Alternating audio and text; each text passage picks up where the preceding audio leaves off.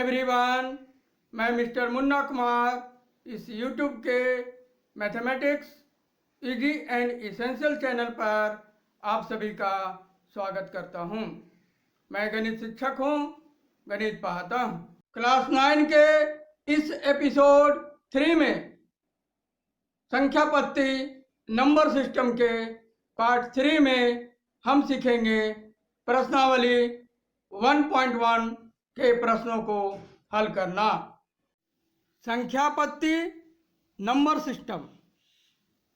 पूर्व में हमने संख्या पत्ती के अंतर्गत परमेय संख्याओं के बारे में सीखा और दो परमेय संख्याओं के बीच अनेक परमेय संख्याएं होती है, उसे निकालने के बारे में सीखा।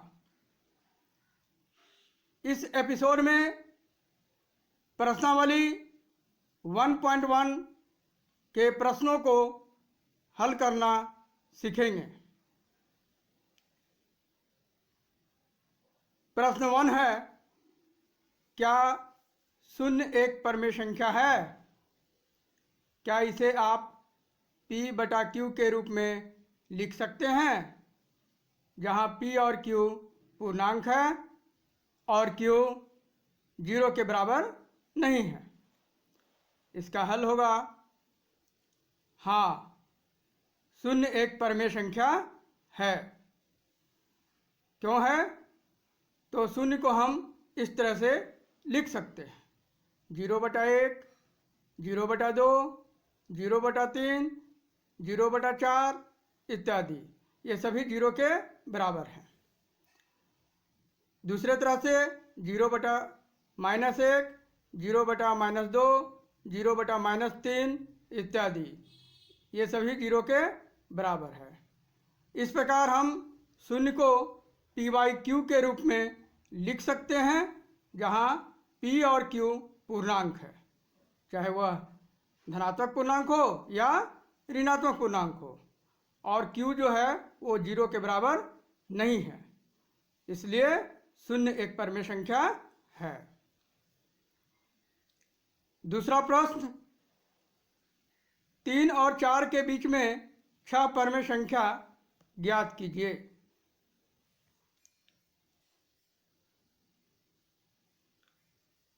हल करते हैं। 3 को हम लोग 3/1 लिख सकते हैं और 4 को हम लोग 4/1 लिख सकते हैं। अब हम देखते हैं कि दोनों में हर एक है, यानी यहाँ हर समान है, तो हमें हर समान करने की जरूरत नहीं है। अब हम क्या करेंगे,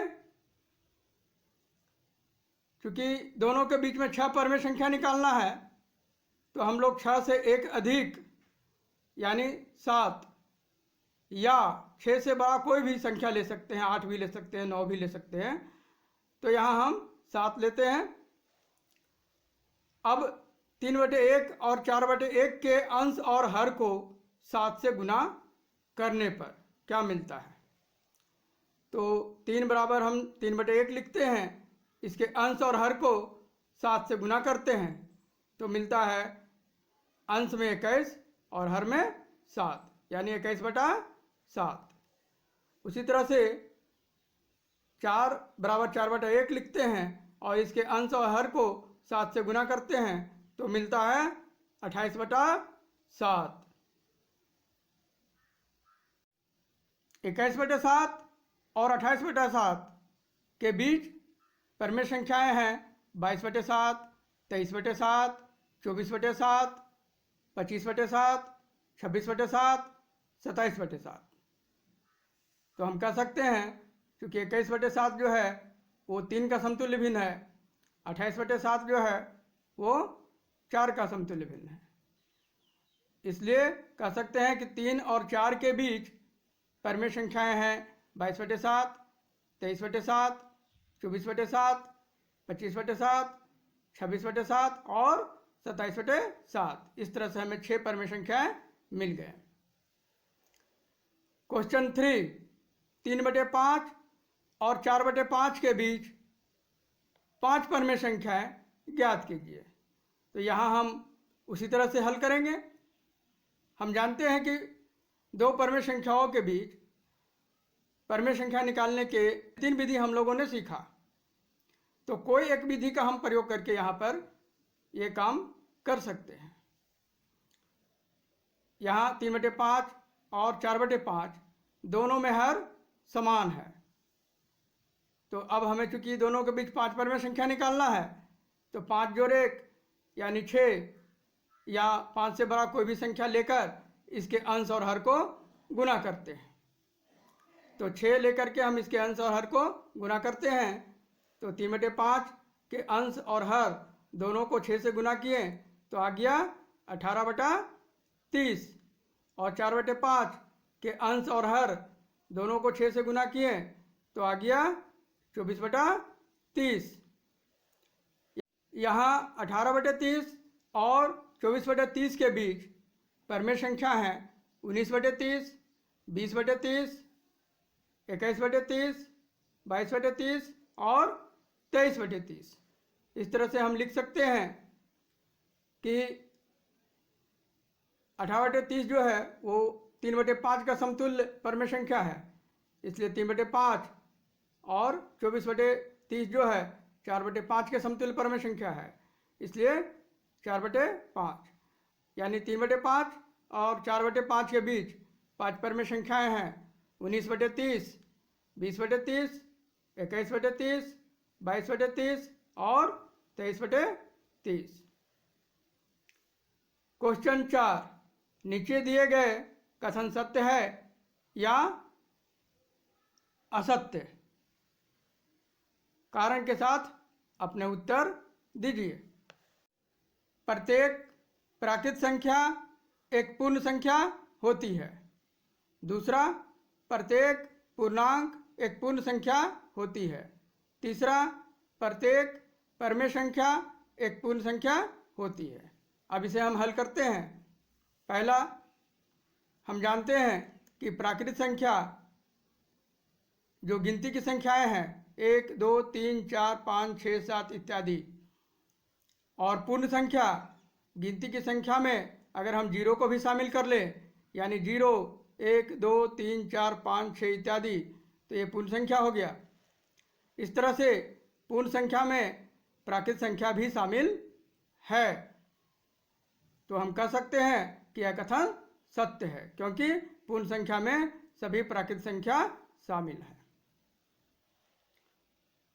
दूसरा हल करते हैं। इसमें पूर्णांक के बारे में हम जानते हैं कि ऋणात्मक पूर्णांक, 0 और धनात्मक पूर्णांक सभी मिलकर के एक पूर्णांक कहलाता है। -3, -2, -1, 0, 1, 2, 3, इसके 3 के बाद भी और संख्या है, इधर -3 के पहले भी और संख्या है। तो ये पूर्णांक का एक संग्रह है। पूर्ण संख्या के बारे में हम जानते हैं कि 0 और गिनती की संख्याएं मिलकर, यानी 0, 1, 2, 3, 4, 5, 6 इत्यादि पूर्ण संख्याएं हैं। तो हम देखते हैं कि सभी पूर्णांक जो है वो पूर्ण संख्या के अंतर्गत नहीं आ रहा है। पूर्णांक में ऋणात्मक पूर्णांक भी है जो कि पूर्ण संख्या में नहीं है। अतः हम कह सकते हैं कि जो कथन है वह असत्य है, क्योंकि पूर्ण संख्या में कोई भी संख्या ऋणात्मक नहीं होती है, जबकि पूर्णांक में ऋणात्मक संख्या भी होते हैं। तीसरा कथन को हल करते हैं और देखते हैं। परमेय संख्या 0, 2, 3 जो p/q के फॉर्म में भी है, 3/5, -2/7, 4/-5 इत्यादि, और पूर्ण संख्या में होते हैं 0, 1, 2, 3, 4, 5, 6 इत्यादि। तो हम देखते हैं कि परमेय संख्या जो है वो सभी पूर्ण संख्या के अंतर्गत नहीं आते हैं, क्योंकि जो p/q के फॉर्म में माइनस में भी है, -2/7, 4/-5, 3/5, इस तरह की संख्याएं पूर्ण संख्या में नहीं आते हैं। तो हम कह सकते हैं कि कथन असत्य है, क्योंकि परमेय संख्याओं में पूर्ण संख्या के अलावे अन्य भी संख्या हैं कई प्रकार की, जिसके पूर्ण संख्या जैसे प्रदर्शित नहीं किया जा सकता है।